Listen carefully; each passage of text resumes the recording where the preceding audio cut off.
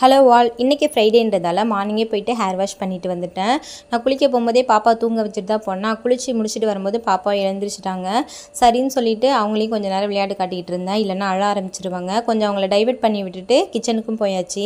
Lunch செய்யணும், சாம்பார் வச்சுட்டு அதுக்கப்புறம் முட்டைக்கோஸ் பொரியல் பண்ணலான்னு சொல்லிட்டு ரெடி பண்ணிக்கிட்டு இருந்தேன். ஃபஸ்ட்டு வாஷ் பண்ணி வச்சுருந்த பாத்திரம்லாம் இருந்துச்சு, அது பிளேஸில் ஆர்கனைஸ் பண்ணி வச்சுட்டேன்.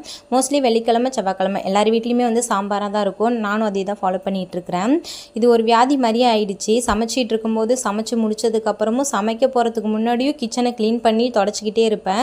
என்ன மாதிரி யாராவது இருந்தால் மறந்துடாமல் கமெண்ட்டில் ஷேர் பண்ணுங்கள். ரொம்ப நாளாக அந்த முட்டைக்கோஸ் வந்து ஃப்ரிட்ஜில் தூங்கிட்டே இருந்துச்சு. எப்போ தான் வாங்கினேன்னு சொல்லிட்டு எனக்கே ஞாபகம் இல்லை. ஒரு வழியாக அது மேல் உள்ள தோலெல்லாம் நீக்கிட்டு அதுக்கப்புறம் அதுவுமே பொரியல் பண்ணிட்டேன். கிச்சன் வேலை ஃபுல்லாகவும் முடிஞ்சிருச்சு. பாத்திரம் கொஞ்சம் இருந்துச்சு கையோடு, அதுவுமே வாஷ் பண்ணி வச்சுட்டு ஃபுல்லாக க்ளீன் பண்ணி விட்டுட்டு போயிட்டேன்.